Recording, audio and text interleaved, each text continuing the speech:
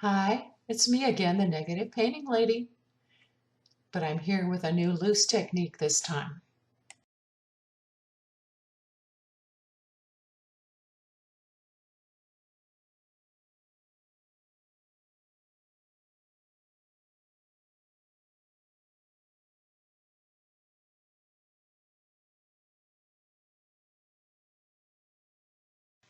I used acrylic inks, but notice that there are other options.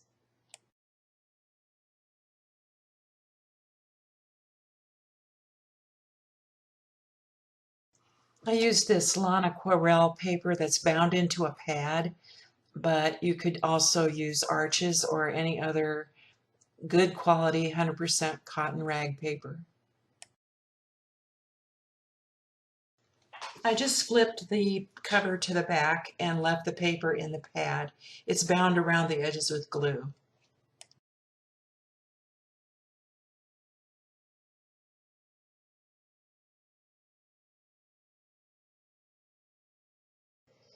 Any type of spray bottle will work as long as it can create a mist. Spritz just part of the paper, not the whole thing at once. And don't make puddles.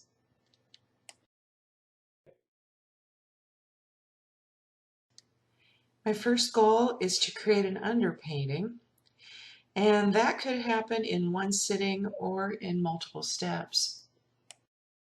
I want to preserve some whites and don't want color everywhere. And I want the ink to have a mind of its own as it travels in the spritzed water. I have no master plan, just the idea that somewhere, somehow, there will be flowers on this paper. I want the ink to make lacy white areas as it feathers out. At times I tip the pad to let gravity help me. This is the feathery look I seek.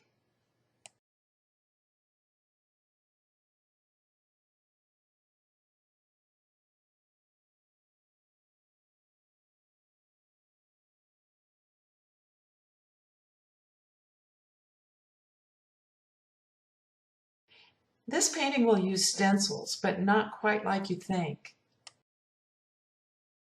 This is a stencil I cut of my name, and when I spatter paint through the holes, I get a positive image of my signature. Likewise, if I cut a flower-shaped hole in paper and paint through it, I get a positive image of the flower. But if I use the flower cutouts instead and paint around them, that gives me a negative painting of the flower. The painting I'm going to do will use the cutouts and not the holes.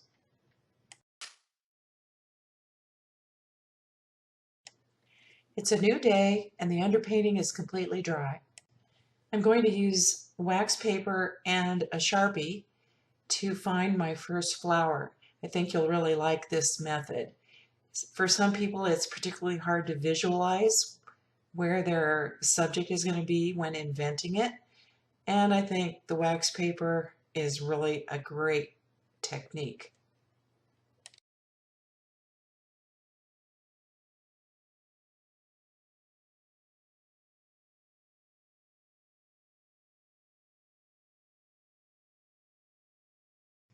This area seems ready-made for a flower, so I start by putting an oval there and sketching in some petals. This is not any particular kind of flower, but you can see I'm making a flower center and sketching roughly the idea of how I would like it to fit. And later on, I will use this wax paper to create a stencil from which I can do my negative painting.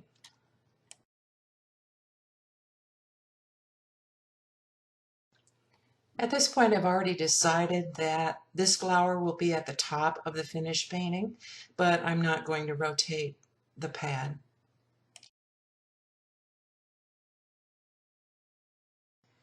This rotary cutting mat made for quilters will be a good surface for cutting my wax paper.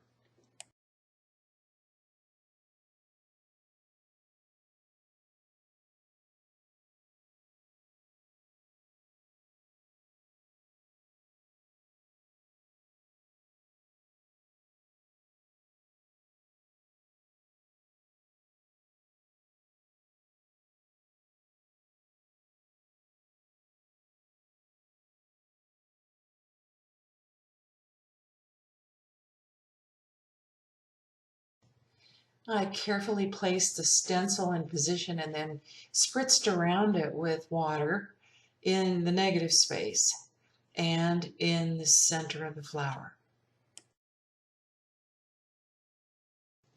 It probably seems that the ink is going on painfully slowly, but I don't want you to get the impression that I rush at this step.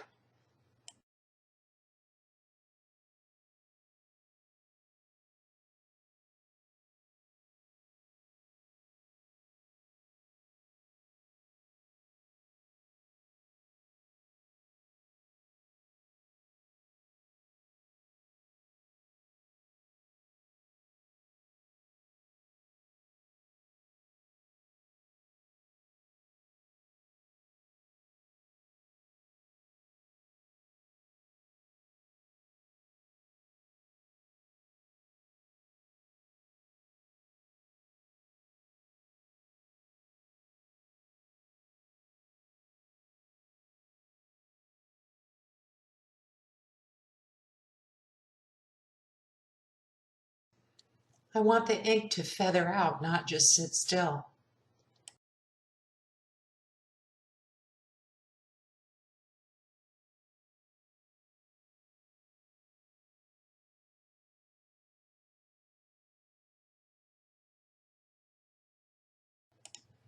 Notice that I only put ink around part of the perimeter of the flower.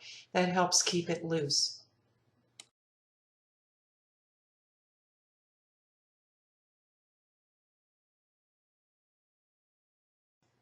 Just like when I made the underpainting, I am still putting ink only in the speckles of water and not onto dry paper if I can help it.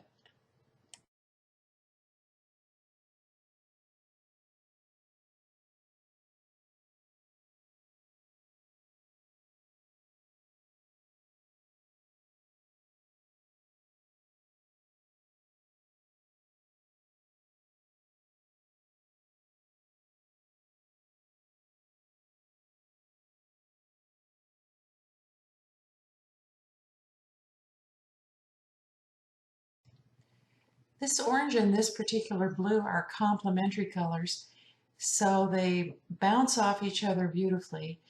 They also, if I would let them mix, make a gorgeous dark neutral.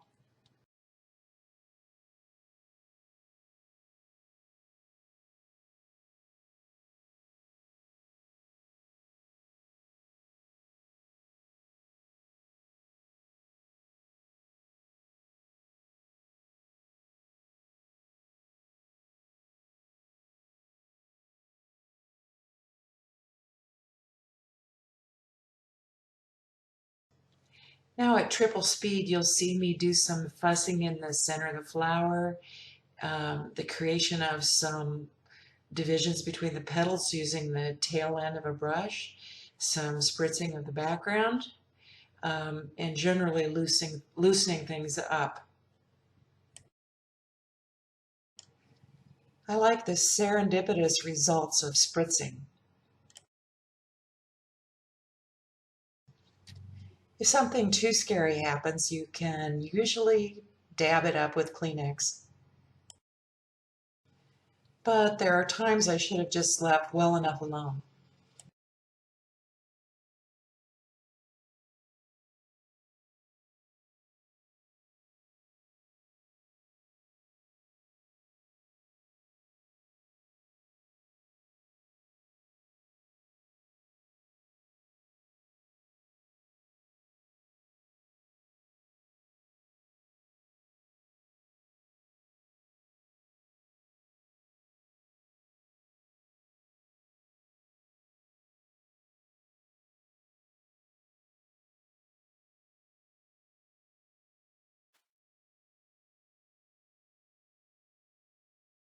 Once again, I let it dry naturally overnight, and now I'm back with the wax paper to see what kind of subject wants to happen today. I'm thinking of a curved row of smaller flowers below the big one, but I think 4 is too many.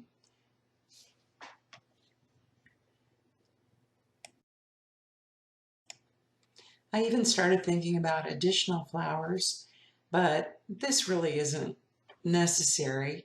It detracts from the ability to just see what happens with the painting gradually. So I really think considering only one flower at a time is the best idea.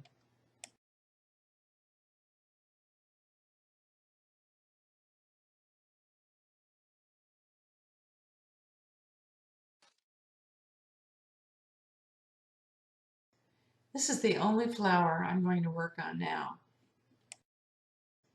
The wax paper works well because you can see through multiple layers of it.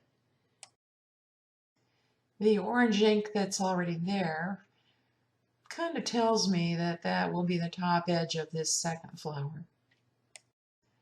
But I could have just as easily scooted this flower toward the top of the page over the orange a little bit, and that would have been interesting too.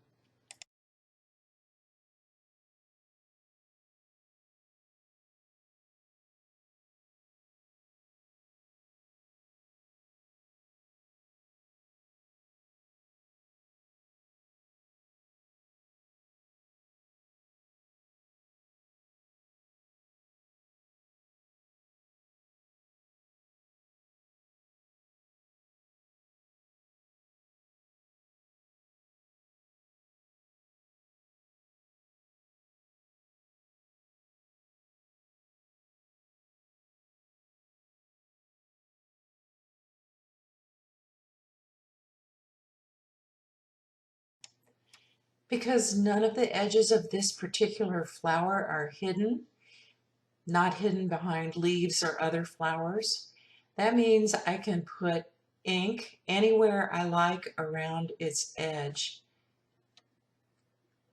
The entire negative space is visible on this flower.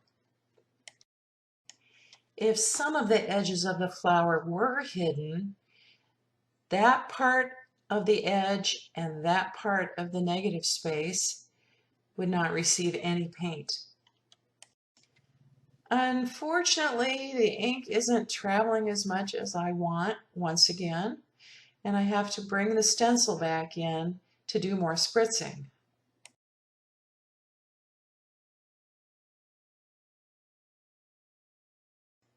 And then I think the stencil has pushed or pulled water underneath it, and that's why the ink starts to travel where I don't want it to go.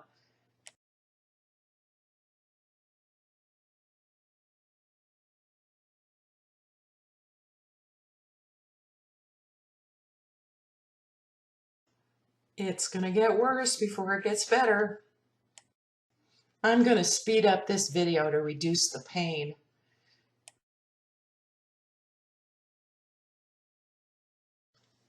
What a mess.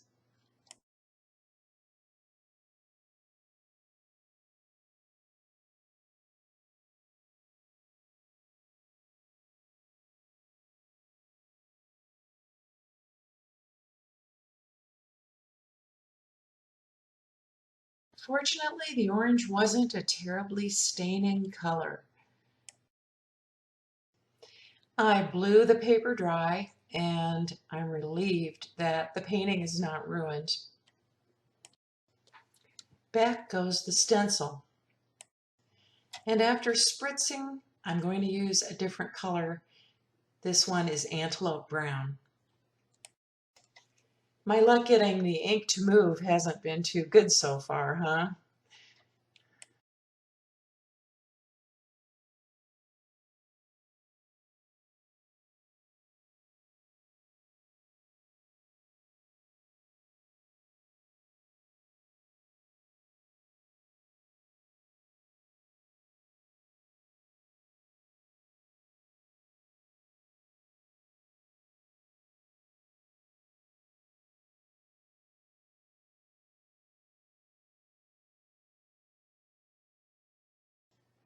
When my paper is bone dry, I'm ready for a third flower.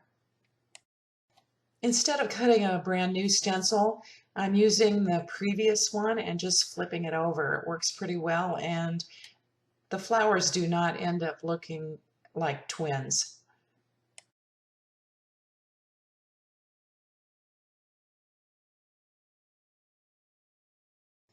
I used at least 3 different colors around this flower and got good movement of the ink from this spritzing.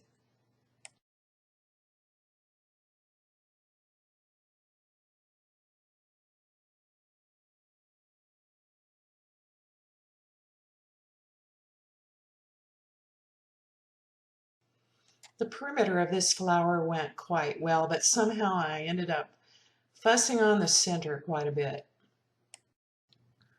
I just had to return to the center of the first flower too.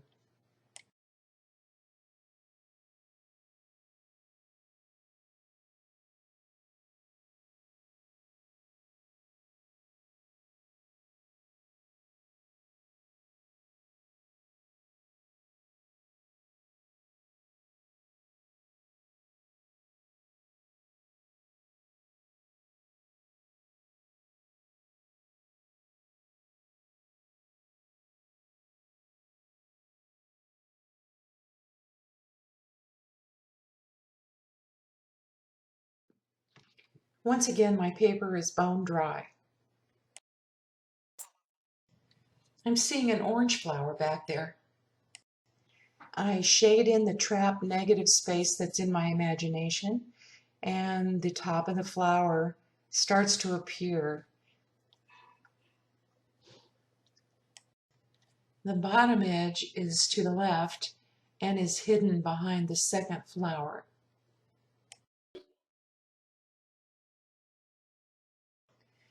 Sketching a straight line through these 2 flower centers, I can show you by an X what would be a bad decision for the next flower.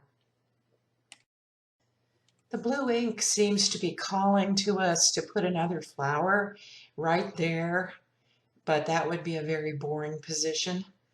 All the flowers would end up the same color, the same size, and the same spacing, and all in a straight line. So instead I'll turn the corner, put a flower center there, and overlap into the area of the blue ink with my next flower. Here is the plan. Then I cut the stencils, but my camera battery died before it could record the painting step. Both flowers came out nicely vague, and I especially like the way the one in blue fades into the background.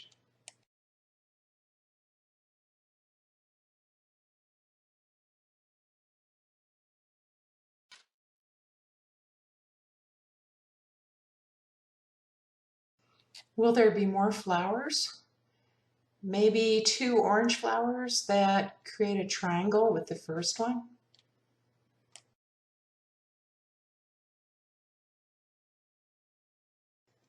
Like this? But no, enough is enough. No more flowers. Doesn't hurt to add some more orange color though. So I make a note that I'll put orange on the left and right and add some blue in the middle. This time my stencil is not technically to create negative space, it's just to control where the spritzed water goes. Well, yes, I am working in the negative space, but I'm not using this color to define new subject matter.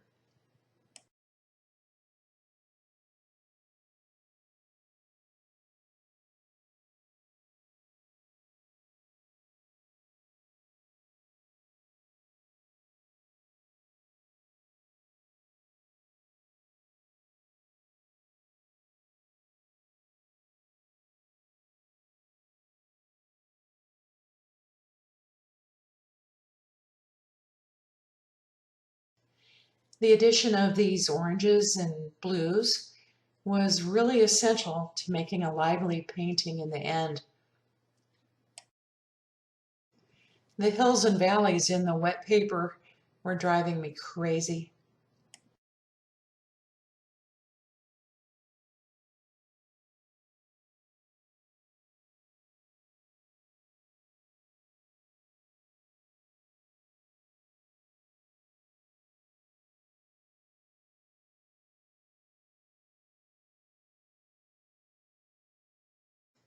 Come on, move out of that valley.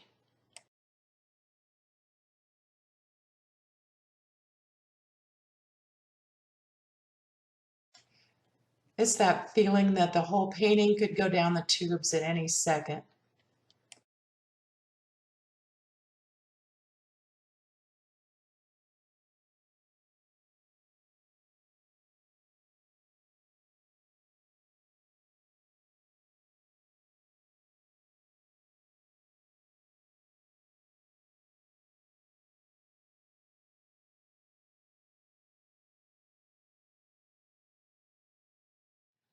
It's dry again and time to add a new stencil that makes a couple of leaves at the bottom of the flower arrangement.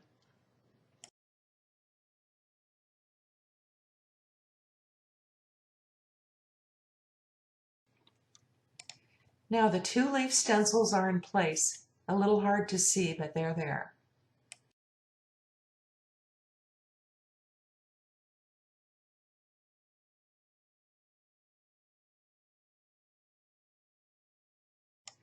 Notice that I use several different ink colors around these leaves.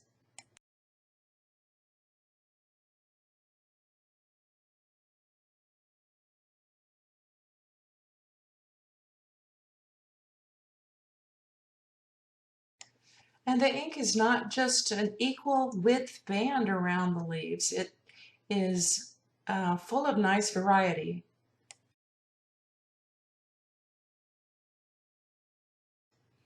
Oh yes, a repetition of red will perk things up.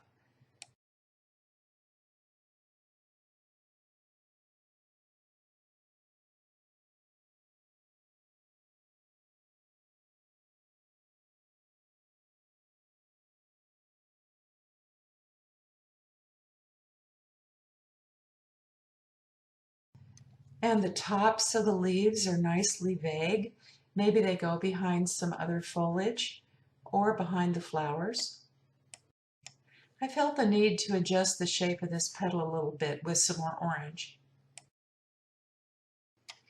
The ink around the leaves kept painting itself while I was fussing in other areas, and it really turned out well. I also like the color repetition throughout the painting, and I have always loved that complementary combination of orange against blue.